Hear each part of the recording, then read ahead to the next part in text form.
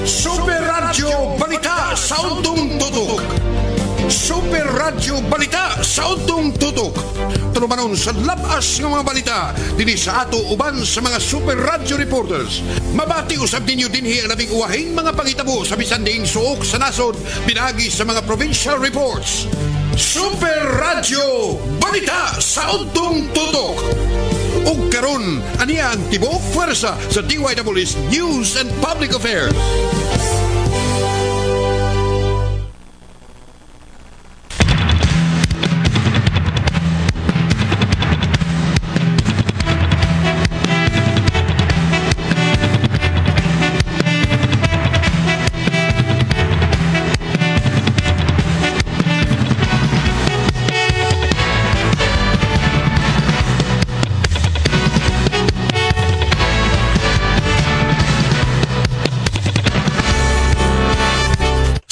Kabisayan, Mindanao, Pilipinas.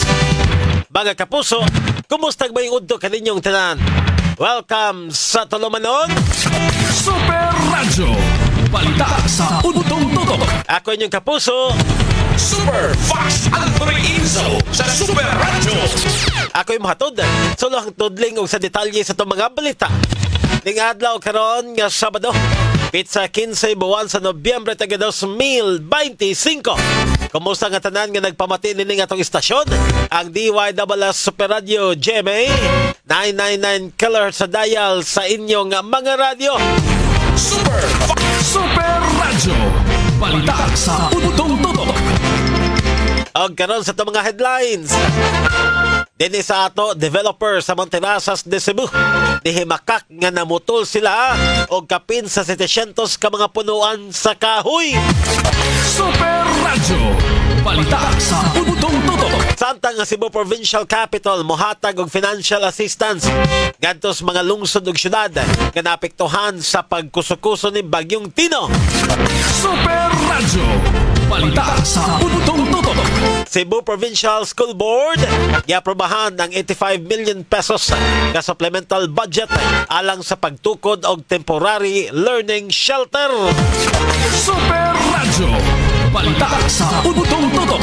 Samtang mga balita dito sa kauluhan, ikaduhang video ni Candy Ako Bicol Representative Zaldico ni sentros mga maleta nga gingong dunay sud nga mga kwarta nga gi-deliver ngadto kang kanhi House Speaker Martin Romualdez o Presidente Bongbong Marcos. Super Radio Balita sa Undong Tutok. Samtang ang DOJ ni pasalig nga ilang hatagan o sa ilang kaandam sa pagpaubos kang Zaldico sa Witness Protection Program. Super Radio Balita sa Undong Tutok. Pagkatunguluhang tudling sa itong mga balita, detalye nini musunod human lamang sa pipila ka mga pahinom.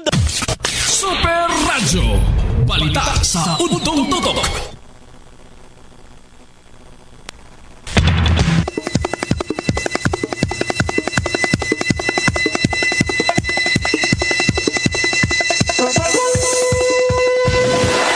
Super Radio Local News.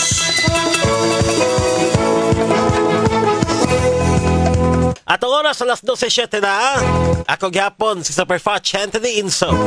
O karon sa detalye na sa itong mga balita. Dini sa atong himakak sa Mount Property Group, ang developer sa Monterasas de Cebu, ang pasangil sa Department of Environment and Natural Resources kundi DNR nga namutol silang kapin sa 700 ka mga punuan sa kahoy. Sa usa ka statement, ilang giklaro nga ang site kundiin gitukod ang subdivision. Why nanubo nga mga punuan sa kahoy? Apan, mga sagbot lang og mga mugbo nga mga tanom. Una nang gibulgar sa investigasyon sa Senate na Blue Ribbon Committee kagahapon nga giingong namutol og kahoy ang developer nga mokabat sa 734 nga way pagtugot sa DNR. Gidugang sa statement sa Mount Property Group nga gani ang yuta sa site dili makasuporta og agricultural activity og hilagway kini nga non-woody vegetation. Lakip nga gihimakak sa developer nga ang proyekto maoy nakaingon sa pagbaha sa Sugbo atol sa pagkusukuso sa Bagyong Tino, lakip na sa liluan Mandawig Talisay. Ilang gidugang gagani ila pang gipalapdan ang ilahang food mitigation measures pinaagis pagtukod og detention pond nga dunay kapasidad nga 40,413 ka cubic meters itandi sa gi-require sa DNR nga nalang sa 26,701 ka cubic meters. Ipadayag usab ang developer sa ilang kaandam sa pakigalayon sa mga lokal nga otoridad ingon man sa mga residentes dapit aron paligunon pa ang kaluwasan o resilience sa mga nagpuyo palibot sa Monterasas de Cebu. Super Radyo Balita sa Udtong Tutok. At ang oras, alas 12:09 na. Samtang giaprobahan ni Cebu Governor Pamela Mariccuatro ang hangyo ni Vice Governor Glenn Soco sa pagapod-apod ng financial assistance ngadto sa mga lokal nga kagamanan kanapektuhan sa bagyong Tino niadtong Nobyembre 4. Ang mga lungsod sa Liloan, Compostela, Consolacion, ingon man mga syudad sa Danao, Mandaue, Talisay, makadawat og tag 500,000 pesos nga financial assistance. Gawas nini ang mga lungsod sa San Francisco, ingon man Poro, Tondela og Pilar sa Islas Camotes, makadawat usab og 300,000 pesos nga financial assistance. Katong Huwebes, gihimo ang turnover sa mga financial assistance gagi panguluhan ni Provincial Administrator Ace Durano o Vice Governor Glenn Soco. Super Radyo Balita sa Udtong Tutok. Alas 12:10 na mga kapuso. Samtang giaprobahan sa Cebu Provincial School Board kon CPSB ang 85 billion pesos nga supplemental budget anang nasa katukuran sa temporary learning shelters sa mga tunghaan nga nakaangkon og kadaot atol sa 6.9 magnitude nga linog gamit tayog sa mehnang bahin sa Sugbo niadtong September 30. Ang CPSB nga ginuma ni Governor Pamela Mariccuatro isip chairman ang nag-convene aron sa pagtuki sa kadaot kanamugna sa linog sa mga pasilidad sa mga tunghaan. Atol sa meeting nasuta pinaagi sa report gikan sa Department of Education sa DepEd Cebu Province nga may kabat sa 570 ka mga classrooms ang hingpit nga nagusbat tungod sa linog samtang Bill 101 ang nakasinati o mga major damage samtang Bill 723 ang mga classrooms nga nakasinating mga minor damage apan base sa assessment na gikinahanglan nga magtukod og 269 ka mga temporary learning shelters aron sa pag-accommodate sa mga displaced nga mga students. Ang mga TLS magsilbing temporaryo nga lawak sa salingan samtang ang nagpadayon ang gihimo nga pagayumayom ingon man reconstruction sa mga naapektuhan nga mga school buildings. Nasayran nga ang CPSB dunay 1.128 billion pesos nga available nga pondo din gilauman usab nila ang additional collection nga 800 million pesos hinungdan nga hayan musaka pa ang maong kantidad gadto sa 2 billion pesos. Super Radyo Balita sa Udtong Tutok. Super Radio Reports.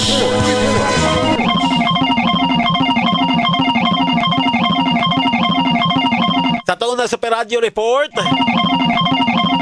ang CSWS padayon ng himong validation alang sa mga pamilya na apektuhan sa bagyong Tino.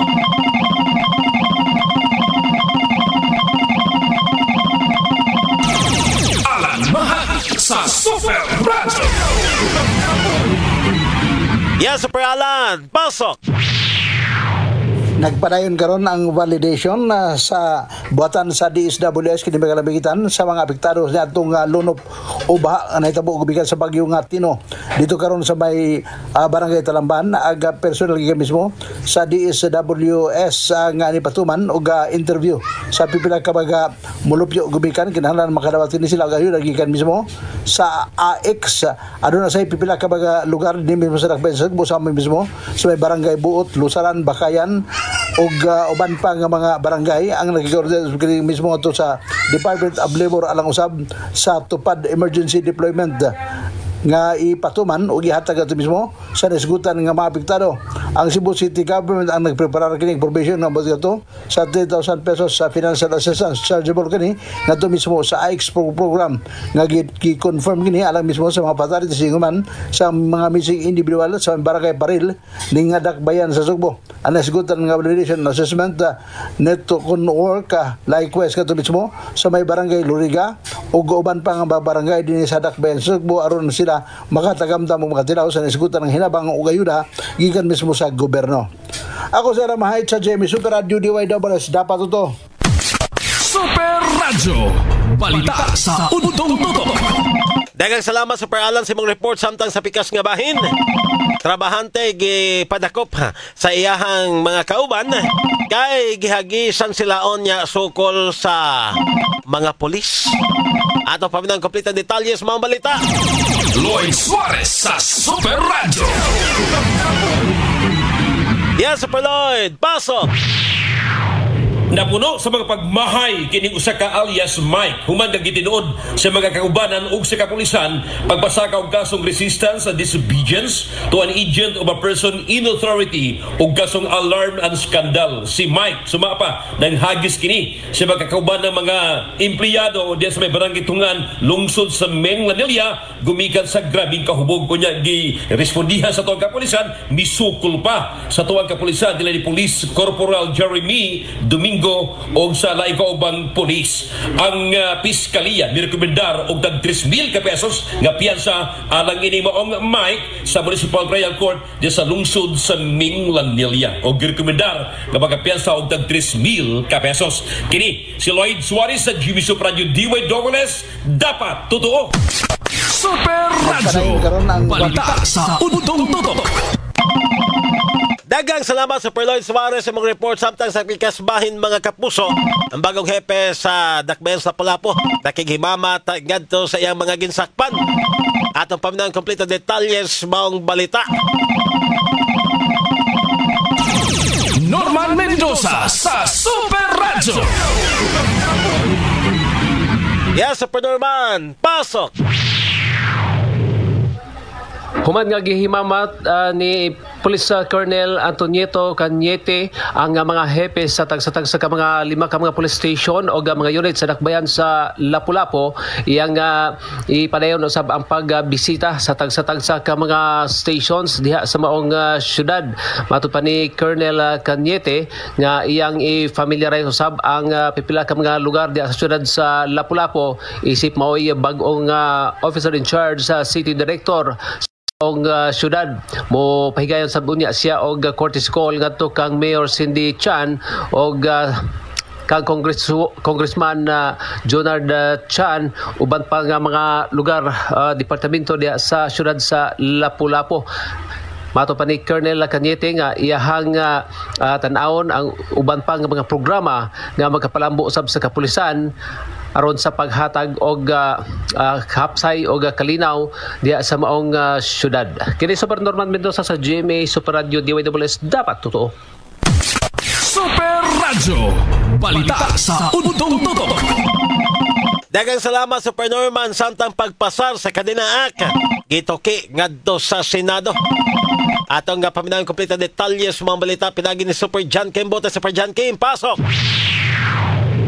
Gituki karon sa Senado ang pagpasar ni ining Senate Bill 1330 Citizen Access and Disclosure of Expenditures for National Accountability Act or KADENA Act diin mismong si Senador Bam Aquino ang Senate Committee on Science and Technology maoy nagduso sa maong balaod nuna tinguha sa KADENA Act nga himuong mandato nga ipresentar ang tanang transaksyon sa gobyerno pinagi sa usa ka secured ug digital na public ledger system gamitan kinig blockchain or teknolohiya nga dili mamaniobra. Matud pa ni Senator Bam Aquino nga ang KADENA Act kay usa ka klarong solusyon sa korupsyon karon sa gobyerno tungod kay gihatagan og gahum ang publiko nga makita kung giun sa paggamit sa gobyerno ang pondo, makita pilay presyos mga materyales ug uban pa. Nagtinguha kini nga adunay transparency ug accountability sa paggamit sa pondo sa nasun. Dugang pang Senator Bam Aquino nga sa pagpasar niini magpakita kini kung unsa ka seryoso ang gobyerno nga batukan ang korupsyon. Kini si John Kim Bote sa GMA Super Radio DYWS dapat totoo. Super Radyo Balita sa Udtong Tutok. Super Radyo Balita sa Udtong Tutok. Super Radyo National News.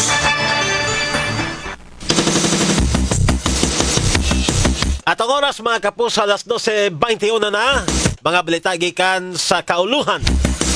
Di paggawa sa laing video si kanhi ako Bicol Party List Representative Saldico.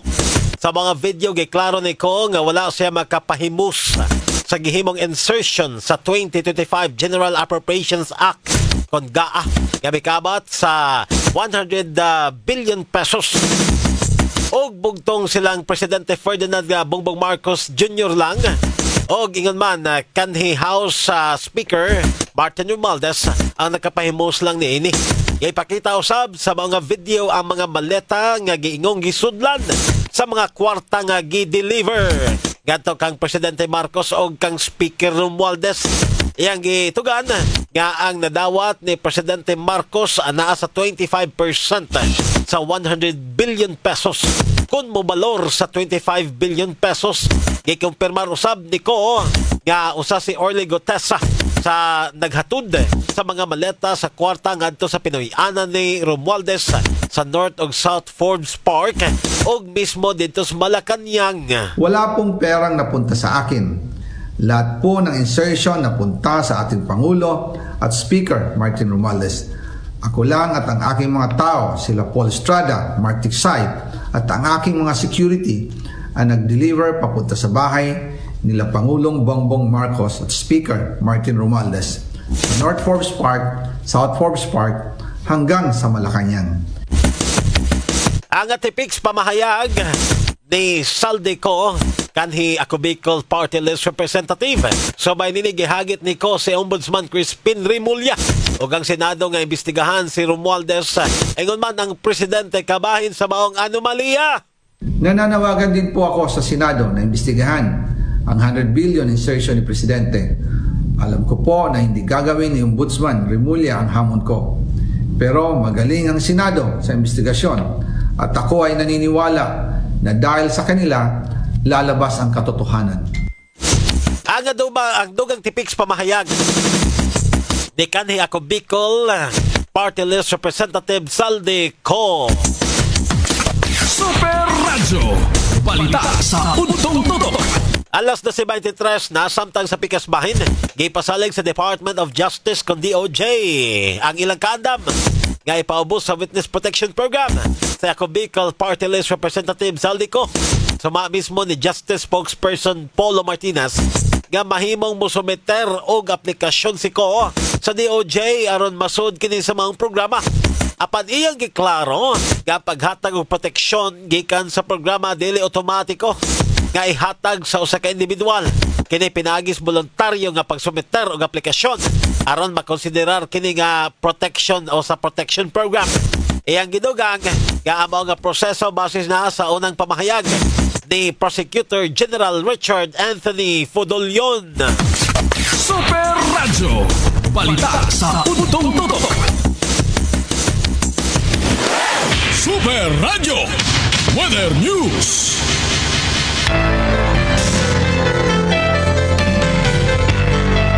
At ang oras mga kapuso, alas 12:24 na, may puntuha ito ang pangayuntang update sa lakat sa panahon sa musunod nga 24 oras. Ato ikaw ba itong weather specialist gikas pag-asa Mactan? Mamana dumdum, mayong udto. Yes, mayong udto. Mayong udto sa Panatik Paminaw. Makanya natong weather update. Ang ITCZ or sa Tropical Convergence Zone pala yung nag-apekta sa Palawan, dito sa Visayas ug dito sa Mindanao. And so far, wala tayo na-monitor na LPA doon sa far karuan nawa. Sa forecast weather condition, ang Tibok Visayas, maasin natin o mapangarong kalangitan na taas na chance nga sa mga pag-ulan or kanyang mga thunderstorms. Mahitungot kini sa ITCZ nga naisgutan. At ang ginabisuhan ng tanan nga mag-monitor sa itong sunod nga mga weather updates o sa itong mga rainfall warnings. And sa itong hangin sa kadagatan, hinay nga ito sa kasarangan ng hangin ang magapasalabi ang kadagatan malinawan sa kasarangan. And dito sa Subo, kadagatan na ipaghunas niya alas 2:06 sa kapunon. Motaob inig alas 8:54 sa kagabi yun. And atong temperature forecast kada adlaw nasa 25 to 30 degrees Celsius. O ang adlaw mo salab alas 5:18 unyang hapon. O mao katatong weather update kini si Ana Dumdum gikan diri sa DRC Pag-asa. Maayong udto ug daghang salamat. Super Radyo Balita sa Udtong Tutok.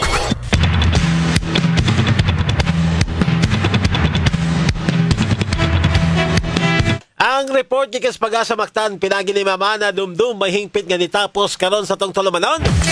Super Radyo Balita sa Udtong Tutok. Apan sila pagkuhingpit nga manamilit. Ako na balikan ang mga headlines.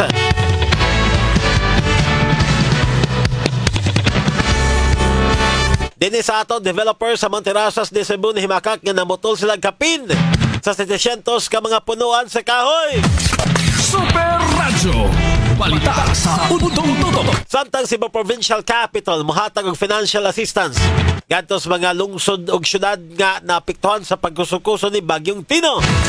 Super Radyo Balita sa Udtong Tutok. Cebu Provincial School Board giaprobahan ng 85 million pesos nga supplemental budget alang nas pagtukod og temporary learning shelter.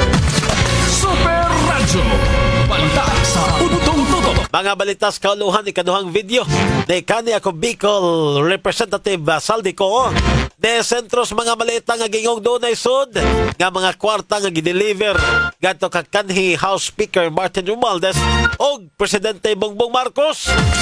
Super Radyo Balita sa Udtong Tutok. Samtang ang DOJ ni pasalig silang kaandam sa pagpaubos kang Saldico sa Witness Protection Program. Super Radyo Balita sa Udtong Tutok.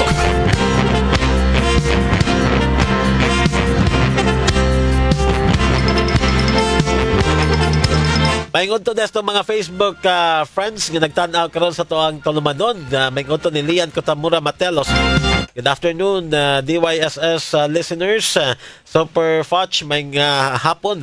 Especially nga to kang Tony Hirale, Dai Bill Omali, Dong Bell Omali, Obi Omali. Gikan ni sa Suba Basbas Lapu-Lapu City. Salamat. Anya Saldivar Anneline, salamat sa imo hapon nga pagtan-aw. Nining ato ang tulumanon.